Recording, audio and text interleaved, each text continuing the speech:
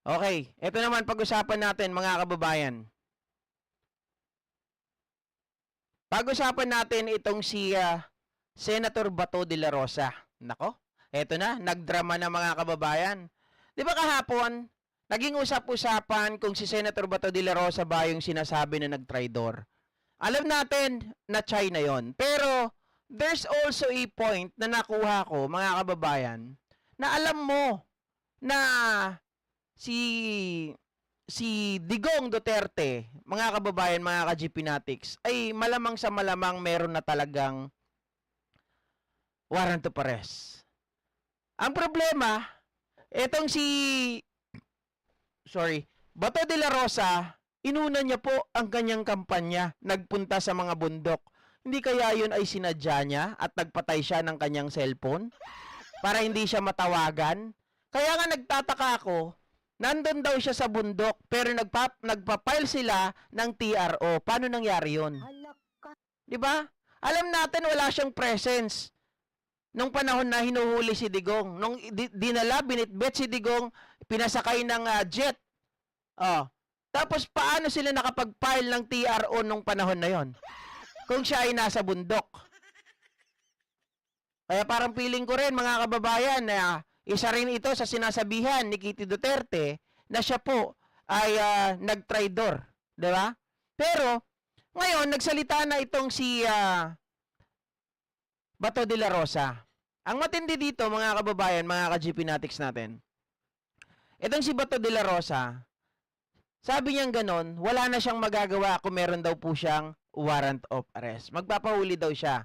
Pero mga kababayan, bumanat bigla. Sabi niyang ganon, kung ako naman ay poprotektahan hanggat kaya ni Senate President Escudero, salamat.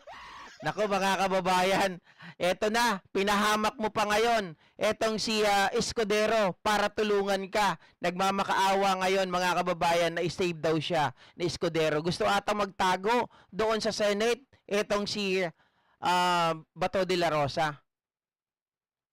Hop. Sorry. Teka lang. Ha?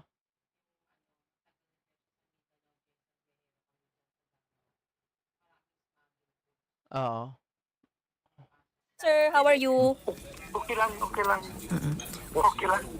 And any statement on dun sa arrest po ni Pangulong Duterte with his frail health, yung kanya pong katandaan? Naawa ko Naawa ko. Sobra.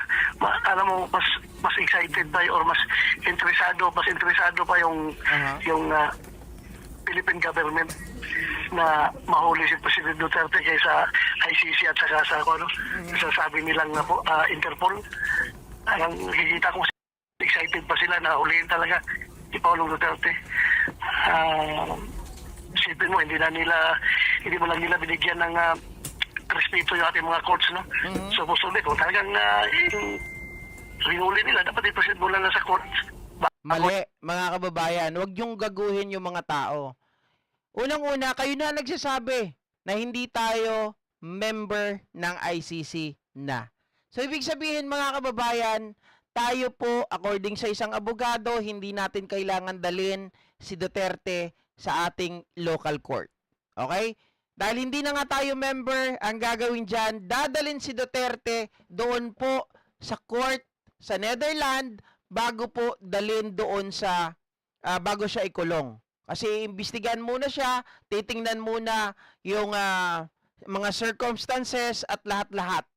'Di ba? Kung nasunod ba yung kanyang tawag dito yung kanyang kalayaan, nasunod ba yung kanyang karapatan? Yun po pumapasok yun. Kaya yung mga paliwanag ni SAS, mali yun.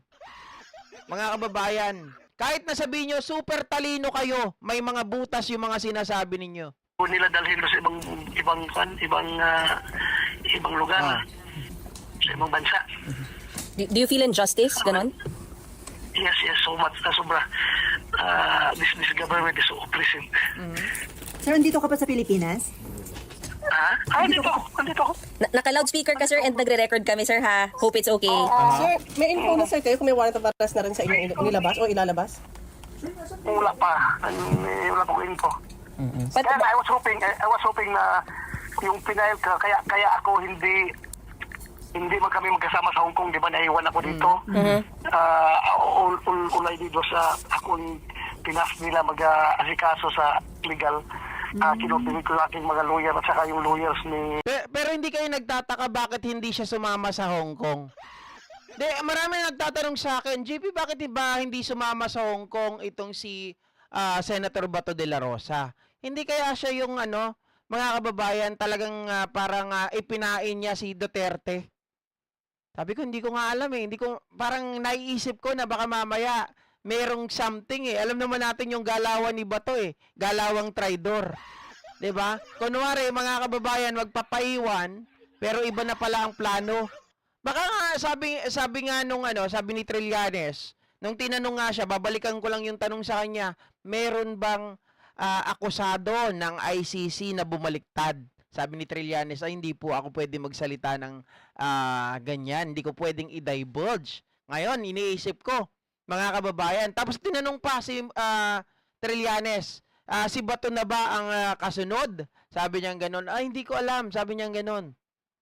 Parang feeling ko, meron talaga na nag-traidor sa kanila na dapat hulihin. Kasi ang mga binanggit dyan, si Karama, si Mata ata yun, o hindi si Karamat.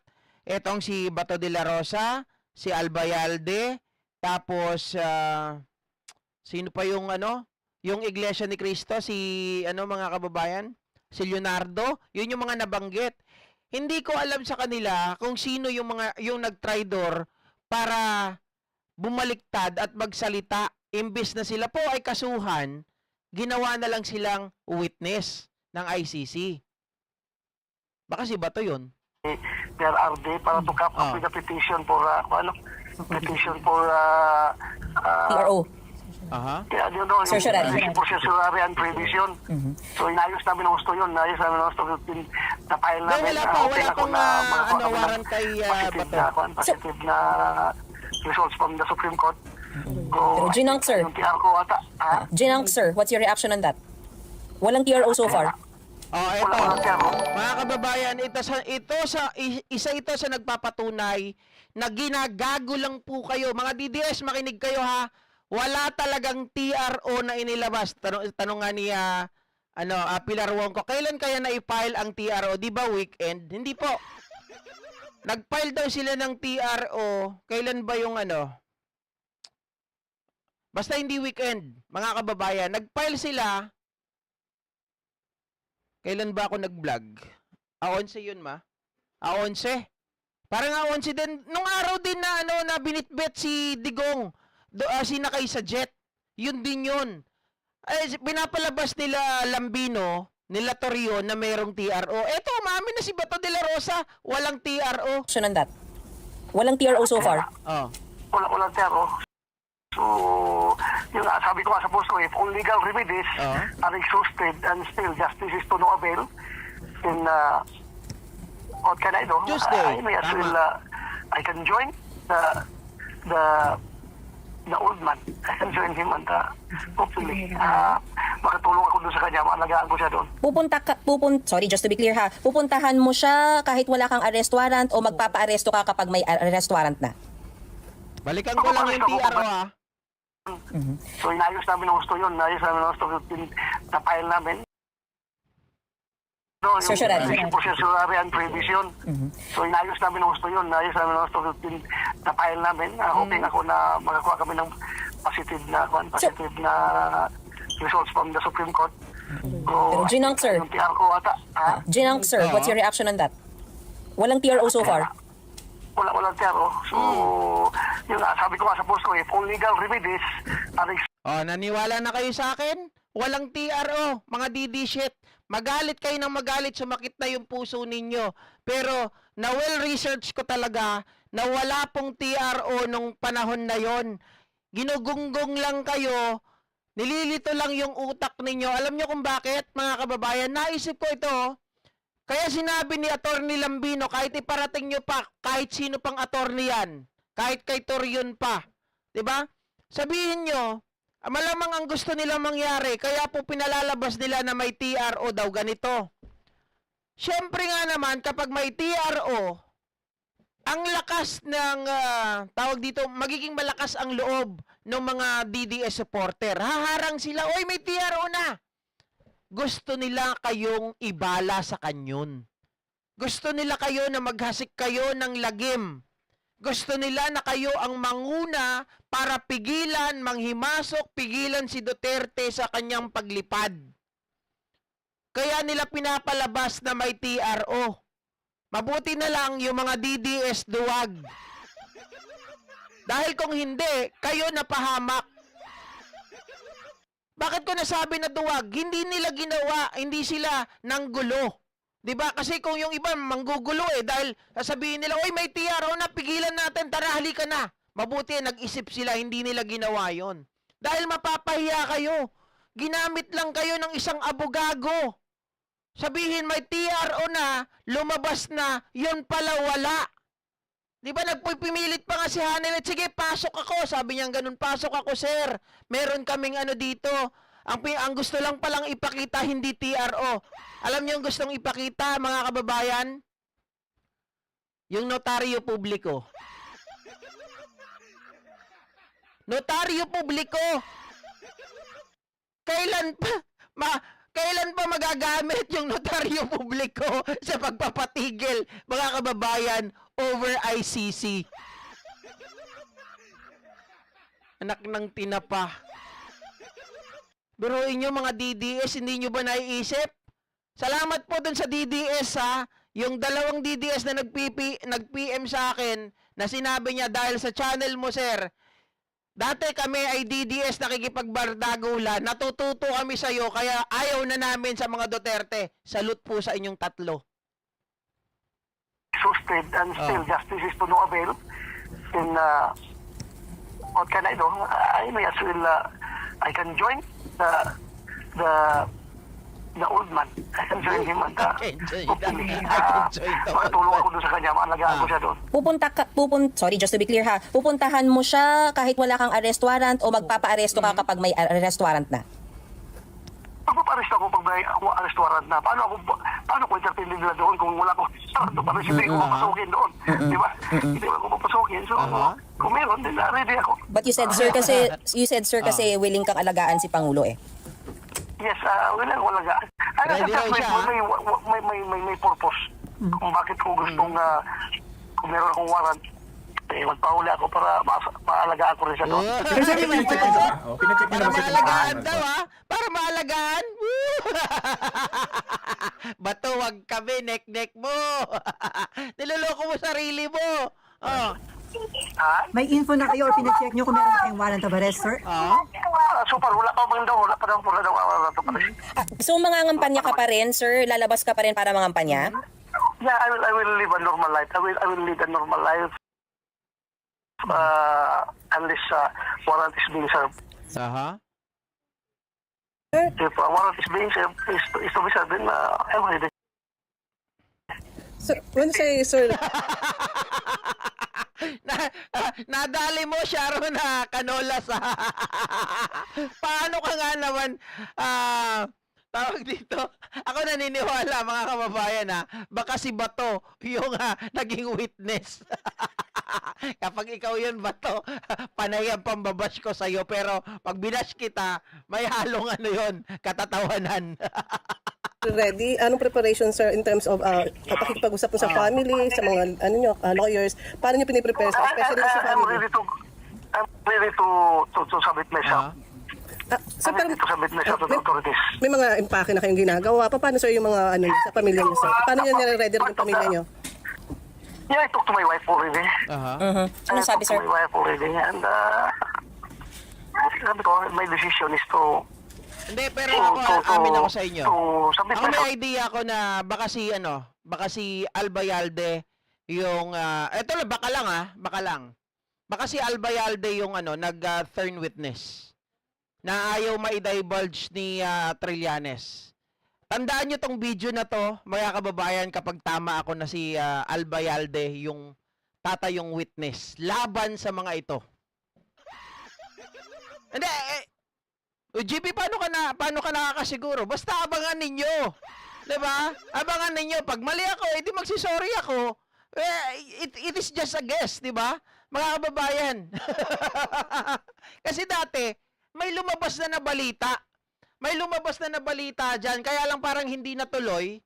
Kaya binabalikan ko 'yon. Hindi 'yon hindi 'yon masyadong pumutok sa media. Pero binabalikan ko yung balita na 'yon. Kaya sabi ko, paninindigan ko 'to. Etong pagkakataon na 'to at itong sitwasyon na 'to, naniniwala ako na si Albayalde yung witness na 'yon, mga kababayan. Maaaring hindi si Bato. If a warrant is being issued. Aha. Hindi, So, okay naman sila. Okay naman sila. I can run. I have, the Philippines is too wide for me to hide. I can run. And I can use some connections to hide. Napakalaki itong Pilipinas. you will not seek refuge sa Senate. Hindi kayo pupuntang Senate. Dito kayo para hindi kayo maaresto. Well, still, up to what hanggang incision kami after kami mag-adjourn, what's next? So hindi option yung Senate, sir. Vulnerable, ha? Hindi option na magkubkub ka dito sa Senate. Meantime, pwede. Okay. Sabi ni Danny, sa akin ho, si Leonardo yung iglesia mag-witness. Pwede din, Dan TV. Pero, sabi ko nga sa inyo, kasi dati mayroon ng isang sitwasyon na dapat natunugan na namin na may ibabalita tungkol ka nga kay Albayalde. Kaya lang parang hindi itinuloy. Kasi parang ang nangyari dati ganito Ano ba yung naisip ko yun? Albayalde, ang nangyari ata, mga kababayan, eto anuhin ko na sa inyo. May usap-usapan dati na itong si Albayalde talaga magwi-witness na. Ang nangyari ata, may kumausap sa kanya na mga, hindi ko alam kung mga politiko, na sinasabi, bakit ka magwi-witness? Sabi ng ganun sa kanya, bakit ka magwi-witness? Huwag ka na mag-witness, bababa na yan si Marcos. Sabi niya ganun, mawawala na yan sa pwesto. Kaya parang, mga kababayan, nagdalawang isip ata itong si Albayalde. Yun lang yun yung natatandaan ko na mga rumors dati. Na parang may kumausap daw sa kanya kaya hindi niya itinuloy. Pero, maaring, mga kababayan, in this situation na hindi naman natanggal si Pangulong Bongbong Marcos, maaring siya yun. Pero pwede rin po yan si Colonel Leonardo. Tama din kayo diyan. 'Di ba? Kasi malambot na si Leonardo nung nandun sa Quadcom 'di ba? Kumusta ba dyan? Sir, nagkausap na po kayo ng SP? Hindi po si Garma ang witness kasi si Garma hindi naman po siya tawag dito. Alam ko hindi siya sa war on drugs. Hindi siya nakalink, 'di ba? Pero sila Leonardo nakalink sila, si Albayalde, si Bato de la Rosa, si Karamat ata o si Mata, hindi ko alam sa dalawa 'di ba? Si Mata o Karamat. Nagkausap na kayo ng SP? Nagkausap po kayo ni... Wala. Aha. Hindi pa. Pero, may napansin si Pilar Wong, kakita mo, nahuli sa sariling bibig, marami na akong connection. Ang galing nyo maghuli Pero, pagtatalunan natin to mga kababayan, sasabihin nyo lang, maalala ko kung sino yung mga bumoto kay Bato na siya yung magiging star witness. tinawagan siya ng misis ko. Nagtanong si misis sa kanya kung anong mga pero wala pa, hindi pa hindi masyadong nagkapag-usap. Dahil busy si SP, tumatawag yung misis ko. Pero sir kayo, wala kayong plano na kausapin si Senate President Escudero kung anong pwede extend na tulong sa inyo? Okay. Wala pa. Sabi ko siguro siya, tanongin ko. Anong gusto mong tulong na hingin, sir, kay SP?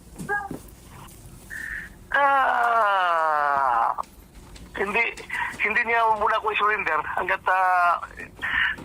kaya niya habang hindi pa kami adjourn. Pwede naman yan. Nako, mga kababayan, eto na. Gusto magpaampon. Gusto niyang protektahan siya ni Senate President Chis Escudero. Nako, dinamay mo pa si Escudero. Lalong masisira ang karir ni Escudero dito pag kinupkup ka. Takpay na. Yung gawin yan. Kahit sir, may warrant of arrest? Paano? Kahit na may warrant. So yun ang plan nyo, sir, Kahit is... na may warrant. So you're hoping, sir, na kahit may warrant of arrest sa ICC, may magagawa ang Senate para ma-protect muna kayo in the meantime? Hanggat kaya nga niya, hanggat kaya ng Senate President na kupkupin niya muna kung hindi niya muna ko i-surrender kung may warrant of arrest na, pero session kami. Kasi I hope din na respetuhin din siya ng executive branch of government, no? Kasi mayroon naman yung mga gano'n na mga protocol, di ba? So, sir, clear, safe to say, hindi kayo nagtatago, sir? Teka lang tama ba ako ng pagkakaintindi, mga kababayan? Kasi pinipilit kong tandaan yung kay Senator Laila de Lima dati nung siya ay hinuli. 'Di ba ngayon, mga kababayan, mga ka-GP Natics, pwede bang hulihin si Senator Bato kapag may session? Parang hindi, 'di ba? Kaya ngayon, ang style ata nito, kung siya po ay gustong protektahan ni Senate President Escudero, kailangan magkaroon na ng session. Kaso, ang problema, kapag nagkaroon ng session, talo pa rin sila. Bakit? Kailangan nilang simulan, mga kababayan, yung trial or impeachment trial ni Sara Duterte. Kung tama ako ng pagkakaintindi na si Bato de la Rosa makakapagtago pansamantala while in session. Pero pag walang session, pag may warrant of arrest, pwede na siyang hulihin kaagad. Pero pag may in session, pwede siyang itago. 'Di ba? Pwede siyang protektahan kahit papano ng Senado. Ay isip ko na, mga kababayan. Kaya yung sinasabi niya na kailangan may session, na magkaroon ng session para maitago siya hanggat kaya siyang itago. Patay tayo dyan. Bakit ka takot? Kala ko ba kanina, you are ready? Sabi mo kanina, you are ready to go in Netherlands para, di ba, tulungan, maalagaan si Tandang Digong. Tapos ngayon, gusto mo magtago. Para mag hindi ata yun, hindi akma yung sinasabi mo, Senator Bato. Lumalabas talaga dito, tama po kayo. Talagang si Senator Bato ay natatakot talaga. Kasi nga sabi niya, di ba, natatakot ako na mailayo sa aking mga apo na baka mamaya hindi ko na sila makita. Tandaan po natin, ang paglilitis po sa dahig, hindi po yan parang in just a snap of your finger, tapos na. Di ba? sabi ni Alea Nabal, wag na siyang lumabas sa Senado. Ang problema, mga kababayan, kagaya nung kay Laila de Lima noon, si Laila de Lima kasi, ang ginawa sa kanya, tama, natatandaan ko na, tama po kayo. Si Laila de Lima, while in session, pwede sana siyang makapagtago doon sa kanyang kwarto. 'Di ba? Habang may session. Kaya lang, mga kababayan, pinagkaisahan siya. Pinagkaisahan. Nung nag-close na ata sila ng session noon, hinarang itong si Laila de Lima, kaya po nahuli. Ngayon, pag dumating ang pagkakataon na yun, tawanan natin si Bato. Bakit, mga kababayan? That is, dose of their own medicine. 'Di ba? Yung ipinaranas nila kay Laila de Lima, ngayon ay mararanasan din nila. Kung yung diskarte kay de Lima ay pinahuli, mga kababayan, nung tapos na yung hearing, pwede rin mangyari kay Senator Bato. Sabi ko nga dose of their own medicine. Sabi ni Silvertoy, baka unahan pa ni Bato ang ICC. Naku, wag naman. Wag naman.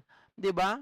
Si Bato ang testigo laban sa amo niya. Naku, pag mga kababayan, kapag yan ang nangyari, magwawala talaga yung mga DD shit. 'Di ba? Oh, Mama LJ Ricky Nala. talagang si Bato nai-stress na. 'Di ba? Halatado naman mga kababayan. Pero we will wait for what will going to happen. At syempre mga kababayan, ito pa sa mga nagtatanong. Total, nandito naman na tayo. Marami kasi nagsasabi kanina. Katulad nung DD shit na panauhing pantangan natin kanina. Sabi niya ganon, humanda na kayo. Babalik na si Tatay Digong. Kailan po? Maari pa ba siyang bumalik? Ang tanong, sabi nila kasi, si Digong daw ay hinuli ng illegal, mga kababayan. Ngayon, kausap po natin ang isang abogado. Ay, kausap natin. Hindi po. Mayroon pong nakapanayam ang isang abogado, mga kababayan, na kung saan ipinaliwanag nito ang sitwasyon ni Digong Duterte. Illegal ba ang pagdampot sa kanya? Mabilis, makakabalik ba siya? Mga kababayan, from Netherlands, halimbawa, sila po ay nag-file ng certiorari, nag-file ng habeas corpus o ng kahit ano pa. Makakabalik ba si Digong Duterte dito sa Pilipinas? Ito po ang kasagutan. Malacanang says he will be brought to a local court first before the ICC. Ma'am What is Arlene the process Makabuhay, as soon as shout he arrives at the Rotterdam airport? Well, this, per the Rome Statute, the custodial state must